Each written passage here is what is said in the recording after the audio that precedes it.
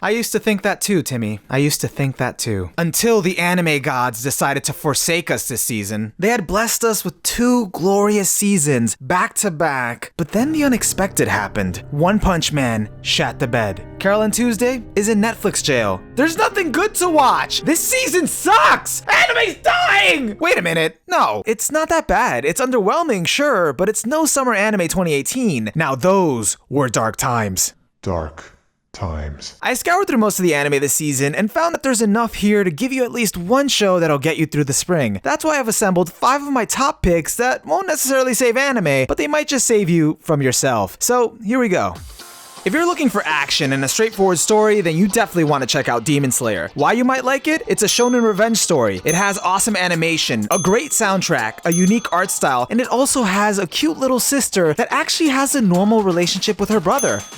Well, normal. I know that I nitpicked the crap out of the first episode of my review video, but I actually really see a lot of potential with this series aside from my initial concerns. Every long shot was CG. No, shut up, past OniMaru. I'm trying to sell this here. The best way to describe this series is like a cross between Doro and Blue Exorcist. Similar to Doro, this takes place in an earlier time period of Japan before modern weaponry and technology existed, and both main characters are trying to slay demons because of what was taken from them. However, due to being a shonen, its tone is more in line with Blue Exorcist, with moments of drama and tragedy balanced with lighthearted comedy. Another similarity it shares with Blue Exorcist is that it also centers around 2 siblings and how their dynamic has drastically been changed by demons. One of the things I like so far is how they frame the main character's reactions to be very believable, such as his kind-hearted nature being shown as both a strength and as a weakness. So if all of this sounds interesting to you, you can catch the first 2 episodes out now on Crunchyroll. But if you're in the mood for something more unique and batshit insane, then Zeldas On My Mind is the anime for you. Beautiful animation, great music, a story that's so out there you'll be questioning what you just watched. So much symbolism it makes Evangelion feel like a regular mech show, and a whole lot more ass than Darling in the Franxx. No, that's not a joke, this show's about butts. The combination of gorgeous visuals, absurd comedy, and hidden meanings make the first episode stand out as a truly one-of-a-kind experience that you won't really get anywhere else this season. You'll either come out of it enjoying it or really regretting it, but if you're looking for something completely different, then I can't recommend this highly enough. Just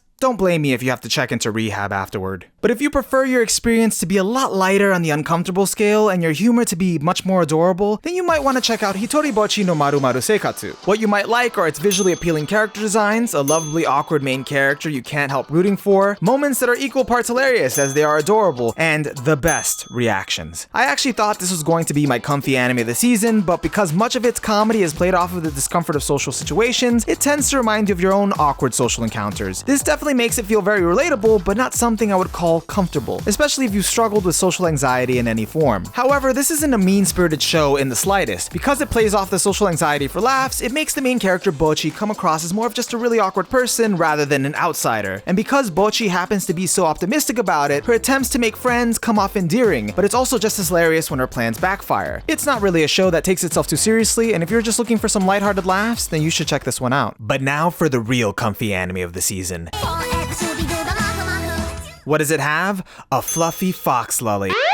Who is ancient, so back off! Endless pampering, and all the fluffiness you could ask for. This show actually turned out to be really wholesome and comforting. As we grow older, we become more burdened by responsibilities and we start to forget the little things that brought us joy and that we often took for granted. This anime will get you to slow down and remember that warmth of being taken care of. I was surprised at how soothing it felt to be told by this ancient fox lolly that it's okay to relax, that it's okay to want to be pampered. As you watch it, it'll even bring you back to your youth, to a simpler time when you could afford to be wowed by the smallest things and worries were practically non-existent. So if you've been looking for an anime that'll help you unwind or just lift up your spirits, then this is the one you should check out. But if after all of that you find yourself looking for something slightly more melancholic and incredibly nostalgic, then you have to watch Fruits Basket. As someone who watched the original anime and read the manga, the new adaptation so far has been excellent. The original author actually wanted it to have everything completely redone from scratch down to the art style, and because of that, it looks and feels like a completely new anime while still being able to send you back in time whenever you see an iconic scene reanimated. If you're not familiar with the story, then you should know that Fruits Basket is a show that has elements of comedy, romance, and fantasy, but primarily it's character driven, and it focuses on the daily lives of broken family members that need healing. It has incredibly sad moments that'll tear your heart out, but it's in those sad moments that it also shows you hope. If you are already a fan of the story, then this is an adaptation you don't want to miss. I just hope they get to adapt the entire manga this time. And that's about it for all all the anime that stood out to me this season. It's true that the season doesn't feel too exciting, but we can't lose hope. We have to look at the silver line. Wait.